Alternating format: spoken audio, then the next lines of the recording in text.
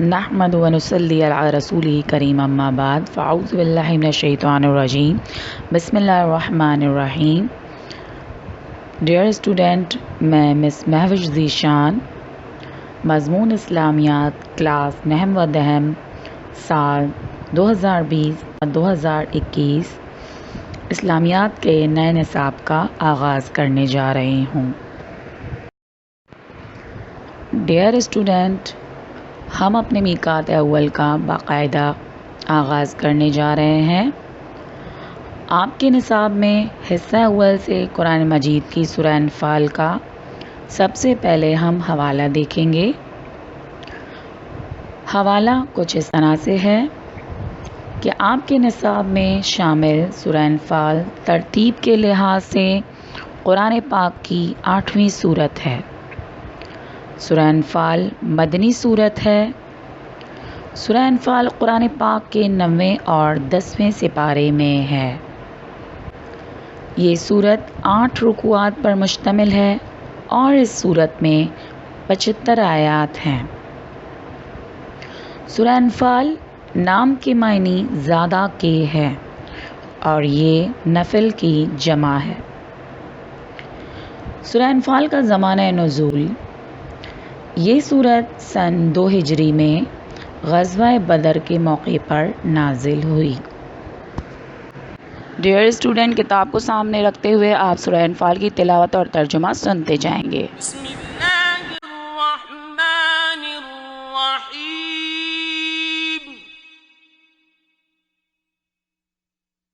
يسألونك عن الأنفال قل الأنفال لله والرسول فاتقوا الله وأصلحوا ذات بينكم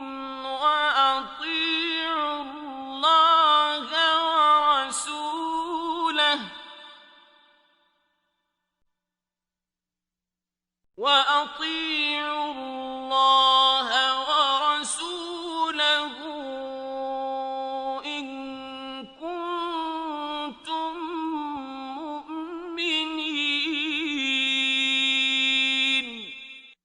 اے محمد صلی اللہ علیہ وآلہ وسلم، مجاہد لوگ تم سے غنیمت کے مال کے بارے میں دریافت کرتے ہیں کہ کیا حکم ہے. کہہ دو کہ غنیمت خدا اور اس کے رسول کا مال ہے، تو خدا سے ڈرو اور آپس میں صلح رکھو، اور اگر ایمان رکھتے ہو تو خدا اور اس کے رسول کے حکم پر چلو.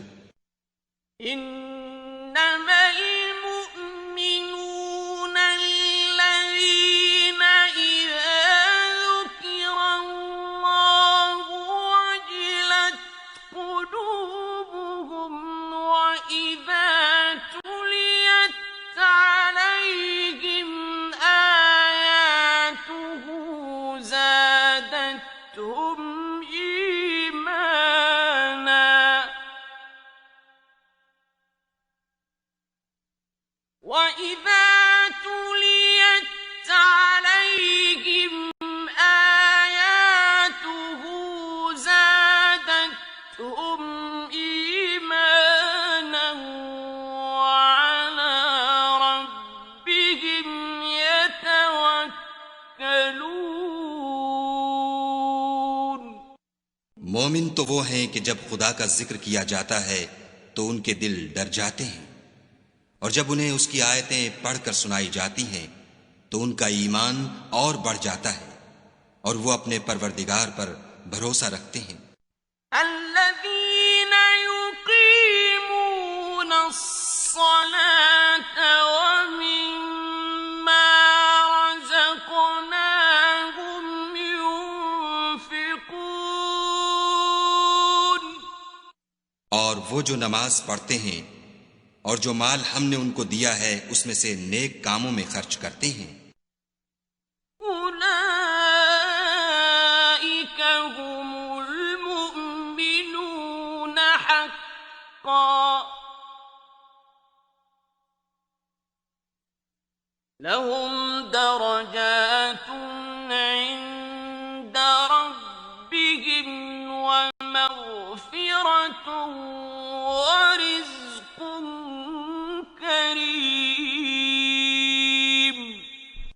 یہی سچے مومن ہیں اور ان کے لیے پروردگار کے ہاں بڑے بڑے درجے اور بخشش اور عزت کی روزی ہے۔ بسم اللہ الرحمن الرحیم۔ آیت نمبر 1 تا 4 کی تلاوت اور ترجمہ آپ نے سنا۔ ان آیات کے اہم نکات آپ کے سامنے اسکرین پہ موجود ہیں۔ اس کی وضاحت کچھ اس طرح سے ہے کہ آیت نمبر 1 میں مال غنیمت کی تقسیم کے بارے میں مجاہدین کے سوالات کے بارے میں اللہ پاک فرما رہے ہیں۔ سب سے پہلے تو سورت کا نام ہی ہمیں بتایا گیا ہے اور اس کے معنی نفل ہے، جس کے معنی زیادہ کے ہیں۔ یہ اس مال و اسباب کو کہا جاتا ہے جو کافروں کے ساتھ جنگ میں ہاتھ لگے، اسے غنیمت بھی کہا جاتا ہے۔ اس آیت میں ان اموال کے متعلق جو جنگ میں مسلمانوں کے ہاتھ آئے، اس کے بارے میں ہدایت کی گئی ہے کہ مومن اسے اپنا ذاتی مال نہ سمجھیں، وہ یہ فیصلہ کرنے کے مجاز نہیں، بلکہ اللہ کا رسول اللہ کے حکم سے اسے تقسیم فرمائے گا۔ اس آیت میں مومنوں کو آپسی تعلقات کی اصلاح اور رسول اللہ صلی اللہ علیہ وسلم کی اطاعت کی اہمیت کی بھی وضاحت کی گئی ہے۔ آیت نمبر 2 میں مومنوں کی 3 بنیادی خوبیوں کا، صفات کا ذکر کیا گیا ہے کہ جب ان کے سامنے اللہ کا ذکر ہوتا ہے تو مومن یہ سمجھتے ہیں کہ گویا وہ خود اللہ سے ہم کلام ہیں اور اللہ کی عظمت و جلال سے ان کے دل ڈر جاتے ہیں، وہ اللہ کی نافرمانی کے تصور سے ہی خوفزدہ ہو جاتے ہیں، گناہوں سے رکنے والے ہوتے ہیں چاہے وہ کتنا ہی چھوٹا کیوں نہ ہو۔ اور ان کے سامنے جب قرآن کی آیات کی تلاوت ہوتی ہے تو ان کا ایمان بڑھ جاتا ہے، وہ ہر حال میں اللہ ہی پر بھروسہ کرتے ہیں۔ آیت نمبر 3 میں مومنوں کی یہ صفت بتائی گئی ہے کہ وہ نماز کو پورے خشوع و خضوع کے ساتھ ادا کرتے ہیں۔ ہر قسم کا فرض جو اللہ نے عائد کیا ہے اس میں کسی قسم کی سستی نہیں دکھاتے، اپنے مال کو اللہ کی راہ میں خرچ کرنے والے ہوتے ہیں۔ آیت نمبر 4 میں پابندی وقت کے ساتھ نماز اور اللہ کی راہ میں خرچ کرنے والوں کے لیے اس آیت میں اللہ کی طرف سے سچے مومن ہونے کی خوشخبری اور اللہ کے پاس بڑے درجات، گناہوں کی معافی اور رزق کریم کی نوید ہے۔ كما أخرجك ربك من بيتك بالحق وإن فريقا من المؤمنين لكارهون۔ ان لوگوں کو اپنے گھروں سے اس طرح نکلنا چاہیے تھا جس طرح تمہارے پروردگار نے تم کو تدبیر کے ساتھ اپنے گھر سے نکالا، اور اس وقت مومنوں کی ایک جماعت ناخوش تھی۔ يجادلونك في الحق بعدما تبين كأنما يساقون إلى الموت وهم ينظرون۔ وہ لوگ حق بات میں اس کے ظاہر ہوئے پیچھے تم سے جھگڑنے لگے، گویا موت کی طرف دھکیلے جاتے ہیں۔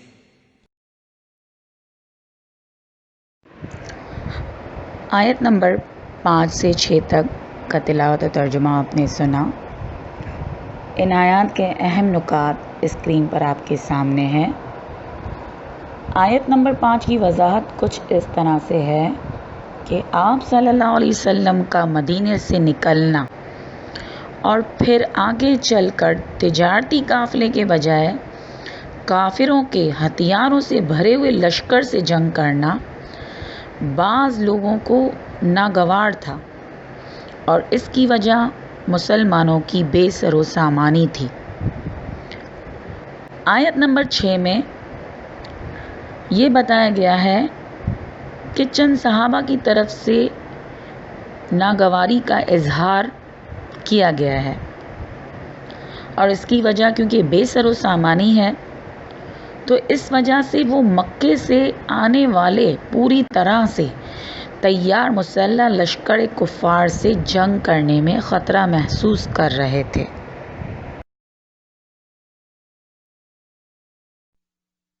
وَإِذْ يَعِدُكُمُ اللَّهُ إِحْدَى الطَّائِفَتَيْنِ أَنَّهَا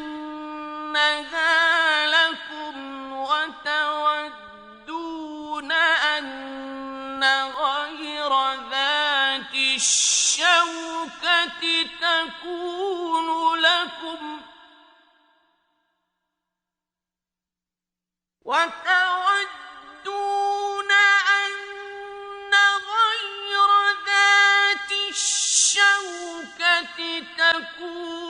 لَكُمْ وَيُرِيدُ اللَّهُ أَن يُحِقَّ الْحَقَّ بِكَلِمَاتِهِ وَيَقْطَعَ دَابِرَ الْكَافِرِينَ۔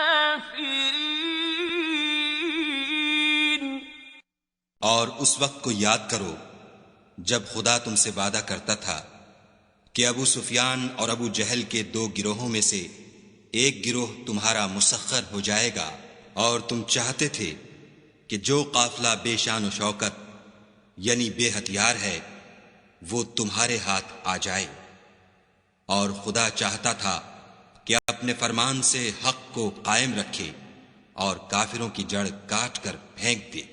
لِيُحِقَّ الْحَقَّ وَيُبْطِلَ الْبَاطِلَ وَلَوْ كَرِهَ الْمُجْرِمُونَ۔ تاکہ سچ کو سچ اور جھوٹ کو جھوٹ کر دے۔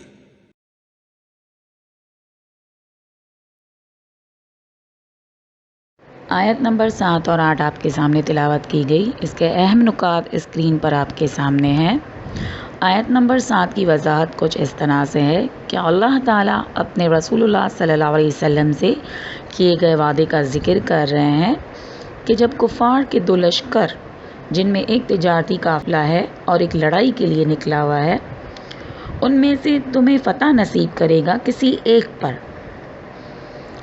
اللہ چاہتا تھا کہ مسلح جو لشکر ہے جو مکے سے تیاری کے ساتھ نکلا ہے اور بہت ہی ساز و سامان ان کے پاس ہے، اور وہ مسلمانوں کو اور اسلام کو نقصان پہنچانا چاہتا ہے، اللہ چاہتا تھا کہ مسلمان ان سے لڑائی کریں، اور ایک گروہ جو کہ تجارتی غرض سے نکلا ہے، مسلمان چاہتے تھے کہ اس سے لڑائی کر کے ان کا سامان جو ہے وہ حاصل کر لیا جائے، لیکن اللہ تو کافروں کی جڑ کاٹنے کا فیصلہ کر چکا تھا۔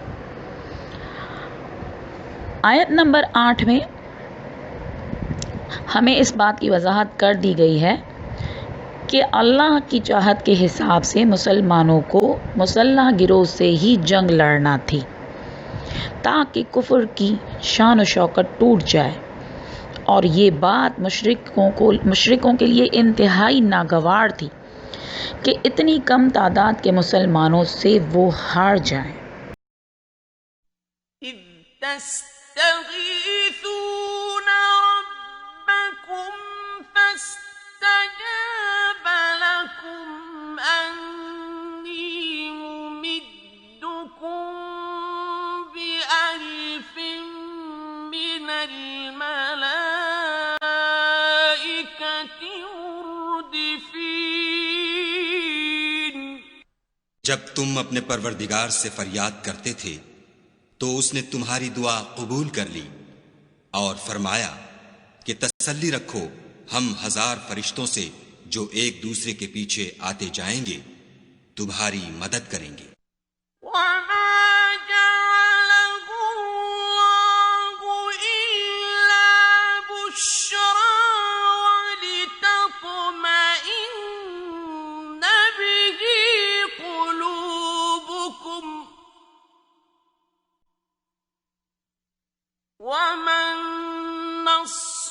إلا من عند الله إن الله عزيز حكيم.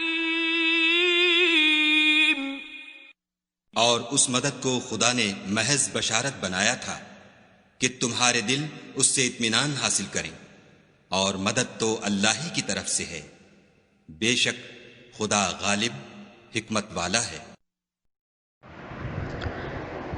آیت نمبر 9 تا 10 آپ کے سامنے تلاوت و ترجمہ پڑھا گیا. اس حصے کی اختتامی آیات ہیں یہ. اس کے اہم نکات اسکرین پر آپ کے سامنے ہیں. آیت نمبر 9 کی وضاحت کچھ اس طرح سے ہے کہ اس جنگ میں مسلمانوں کی تعداد محض 313 تھی، جبکہ کافر اس سے 3 گنا 1000 کی تعداد میں تھے. مسلمان نہتے اور بے سر و سامان تھے، جبکہ کافروں کے پاس اسلحے کی بھی کافی مقدار تھی. ان حالات میں مسلمانوں کا سہارا صرف اللہ کی ذات تھی، جس سے وہ گر گرا کر فریادیں کر رہے تھے. نبی صلی اللہ علیہ وسلم بھی دعا میں مصروف تھے اور دعائیں قبول ہوئی، اور 1000 فرشتے ایک دوسرے کے پیچھے مسلسل مسلمانوں کی مدد کے لیے آ گئے.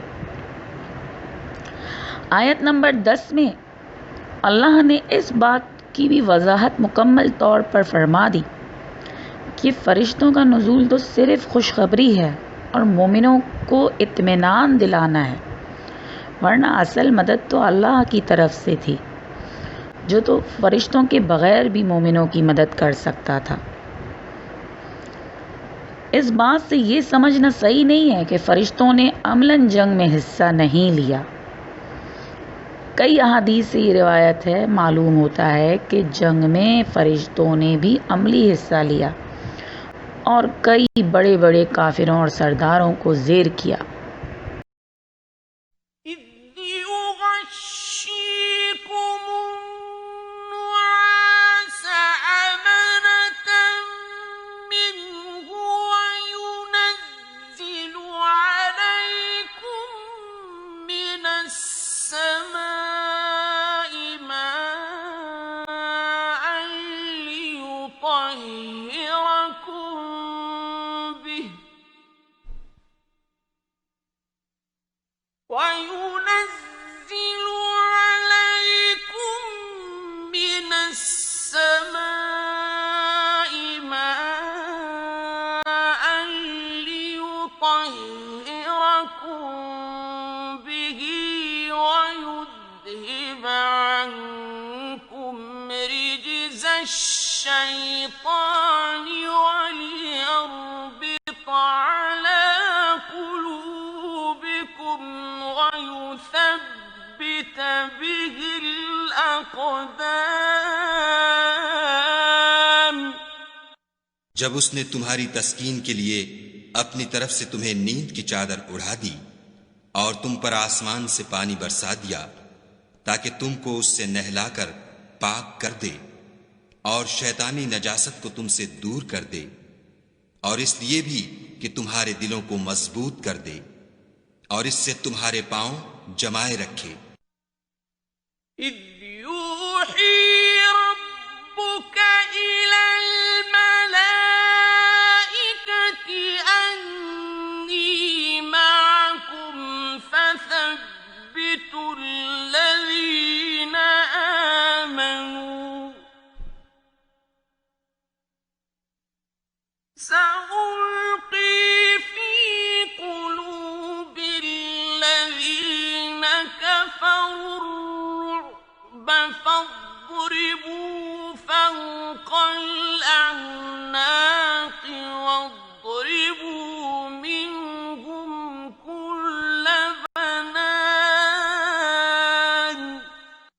جب تمہارا پروردگار فرشتوں کو ارشاد فرماتا تھا کہ میں تمہارے ساتھ ہوں، تم مومنوں کو تسلی دو کہ ثابت قدم رہیں، میں ابھی ابھی کافروں کے دلوں میں رعب و ہیبت ڈالے دیتا ہوں، تو ان کے سر مار کر اڑا دو اور ان کا پور پور مار کر توڑ دو. سورت کے دوسرے حصے سے آیت نمبر 11 اور 12 آپ کے سامنے تلاوت و ترجمہ پیش کیا گیا۔ اس حصے میں آیت نمبر 11 اور 12 کے جو اہم نکات ہیں وہ آپ کے سامنے اسکرین پر ہیں۔ آیت نمبر 11 میں صحابہ کے لیے جنگ میں اللہ کی طرف سے نازل ہونے والے انعامات کا ذکر کیا گیا ہے۔ سب سے پہلا انعام اللہ نے مسلمانوں پر نیند کو طاری کر دیا۔ مسلمانوں کو غزوہ بدر میں کافروں کے ایک کثیر تعداد لشکر کا سامنا تھا، جس کی وجہ سے مسلمانوں کے دلوں پر خوف تھا۔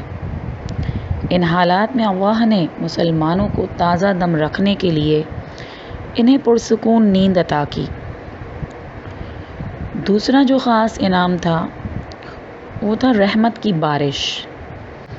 مسلمانوں نے جہاں اپنے خیمے لگائے ہوئے تھے وہاں ریت ہی ریت تھی، اس پر پاؤں نہیں جم سکتے تھے۔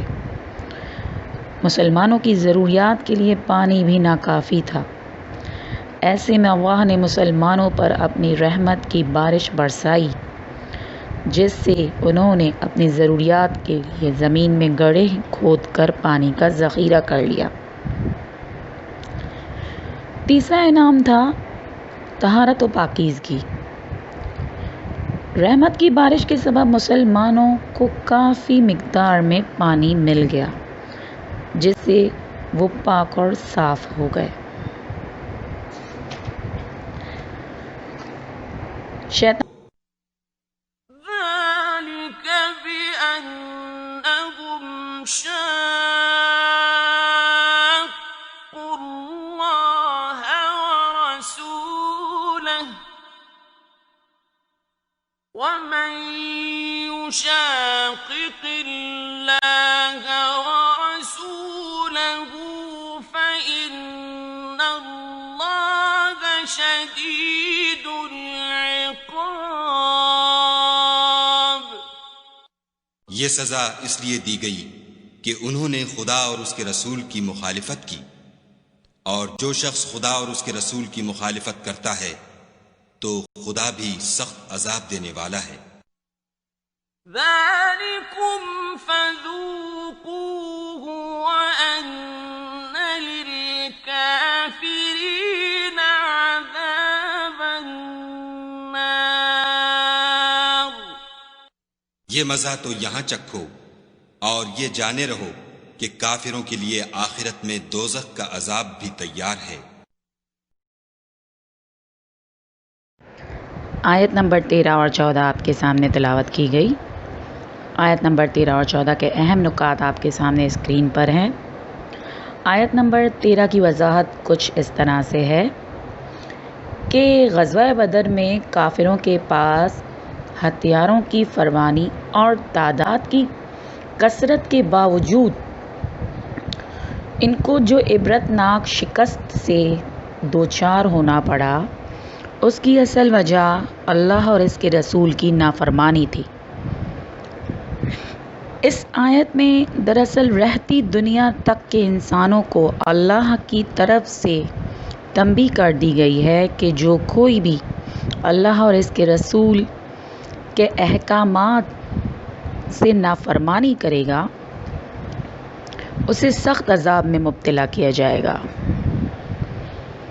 آیت نمبر 14 میں اللہ پاک کافروں کو کھلے اعلانیہ طور پہ بتا رہے ہیں کہ جنگ میں جس طرح سے تمہاری شکست ہوئی ہے یہ دراصل ایک عذاب ہے جو کہ اللہ کی رضا کے مطابق ہے کہ مومنوں کی اتنی کم تعداد کے باوجود بھی وہ ہار گئے۔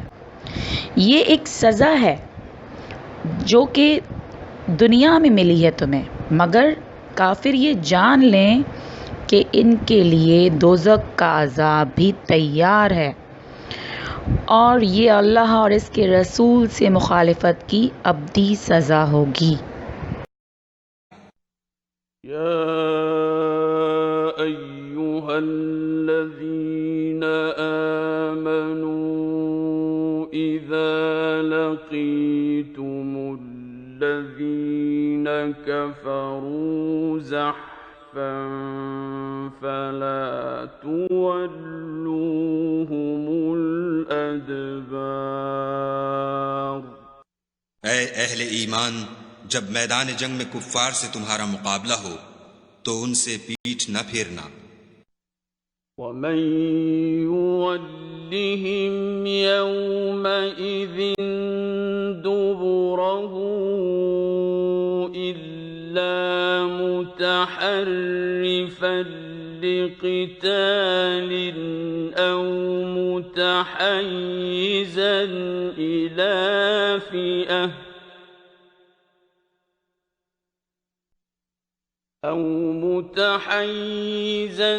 إلى فئة فقد باء بغضب من الله ومأواه جهنم وبئس المصير۔ اور جو شخص جنگ کے روز اس صورت کے سوا کہ لڑائی کے لیے کنارے کنارے چلے، یعنی حکمت عملی سے دشمن کو مارے، یا اپنی فوج میں جا ملنا چاہے، ان سے پیٹھ پھیرے گا تو سمجھو کہ وہ خدا کے غضب میں گرفتار ہو گیا، اور اس کا ٹھکانہ دوزخ ہے، اور وہ بہت ہی بری جگہ ہے۔ آیت نمبر 15 اور 16 آپ کے سامنے تلاوت کی گئی۔ ان آیات کے اہم نکات آپ کے سامنے اسکرین پر موجود ہیں۔ آیت نمبر 15 کی وضاحت کچھ اس طرح سے ہیں کہ ان آیات میں اللہ پاک مومنوں کو ہدایت دے رہے ہیں کہ اگر کافروں سے تمہارا مقابلہ ہو اور تم تعداد میں کم بھی ہو اور سامان جنگ بھی نہ ہو، تب بھی اپنی جان بچانے کے خوف سے میدان جنگ کو چھوڑ دینا جائز نہیں ہے، یہ گناہ کبیرہ ہے۔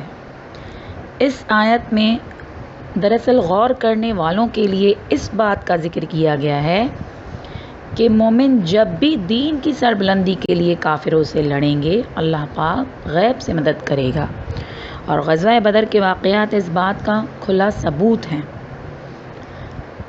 آیت نمبر 16 میں اللہ پاک نے اس بات کی بھی وضاحت فرما دی ہے کہ کن حالات میں میدان جنگ کو چھوڑا جا سکتا ہے، وہ کون سی صورتیں ہیں کہ جہاں میدان جنگ کو چھوڑنا جائز ہے۔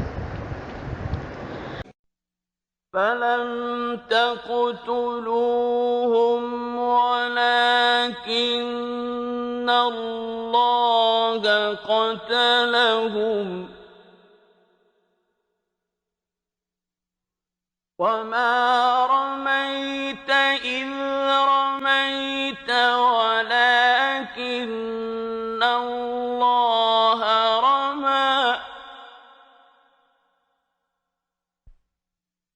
وَلِيُبْلِيَ الْمُؤْمِنِينَ مِنْهُ بَلَاءً حَسَنًا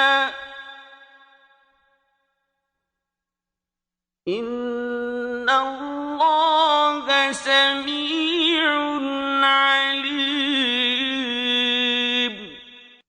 تم لوگوں نے ان کفار کو قتل نہیں کیا بلکہ خدا نے انہیں قتل کیا، اور اے محمد صلی اللہ علیہ وآلہ وسلم، جس وقت تم نے کنکریاں پھینکی تھیں تو وہ تم نے نہیں پھینکی تھیں بلکہ اللہ نے پھینکی تھیں۔ اس سے یہ غرض تھی کہ مومنوں کو اپنے احسانوں سے اچھی طرح آزما لے، بے شک خدا سنتا جانتا ہے۔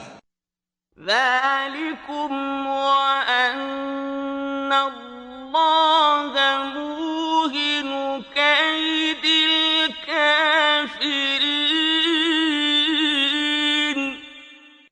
بات یہ ہے، کچھ شک نہیں کہ خدا کافروں کی تدبیر کو کمزور کر دینے والا ہے۔ إِن تَسْتَفْتِحُوا فَقَدْ جَاءَكُمُ الْفَتْحُ وَإِن تَنْتَهُوا فَهُوَ خَيْرٌ لَكُمْ وَإِن تَعُودُوا نَعُدْ وَلَن تُغْنِيَ عَنكُمْ فِئَتُكُمْ شَيْئًا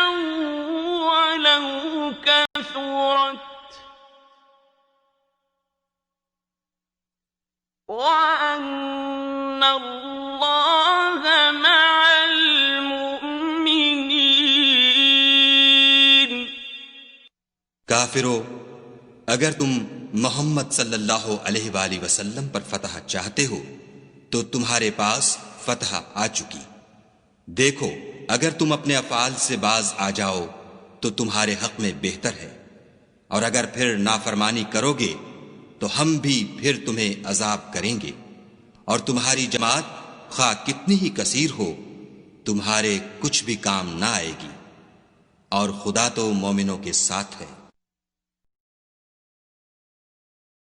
آیت نمبر 17، 18 اور 19 تلاوت و ترجمہ آپ کے سامنے پیش کیا گیا۔ ان آیات کے اہم نکات آپ کے سامنے اسکرین پر موجود ہیں۔ آیت نمبر 17 کی وضاحت کچھ اس طرح سے ہے کہ اس آیت میں اللہ پاک مومنوں کو بتا رہے ہیں کہ جنگ بدر میں جس طرح اللہ نے تمہاری مدد کی ہے، اس کے بعد یہ نہ سمجھ لینا کہ جنگ میں کامیابی تمہارا کارنامہ ہے، بلکہ یہ اللہ کی مدد کا نتیجہ ہے جس کی وجہ سے طاقت حاصل ہوئی۔ کافروں کو تم نے قتل نہیں کیا، دراصل اللہ انہیں قتل کرنے والا ہے۔ جنگ بدر میں حضور صلی اللہ علیہ وسلم نے اللہ کے حکم سے ایک مٹھی بھر کنکریاں پھینکی، جسے اللہ نے کافروں کے منہوں اور آنکھوں تک پہنچا دیا اور انہیں کچھ بھی سجھا ہی نہ دیا۔ یہ اللہ کا معجزہ تھا، انعام تھا جو مومنوں پر ہوا، اور مومنوں کے مقدر میں اللہ نے فتح لکھ دی، اور اللہ تعالیٰ کی یہ مدد حضور صلی اللہ علیہ وسلم کی مانگی گئی دعا کا نتیجہ تھی۔ آیت نمبر 18 میں وضاحت کر دی گئی ہے کہ کافر چاہے مومنوں کے خلاف کتنی ہی تدبیریں بنا لیں، کتنی ہی چالیں چل لیں، کتنے ہی مکر و فریب کر لیں، لیکن وہ اللہ کے ناپسندیدہ ہیں۔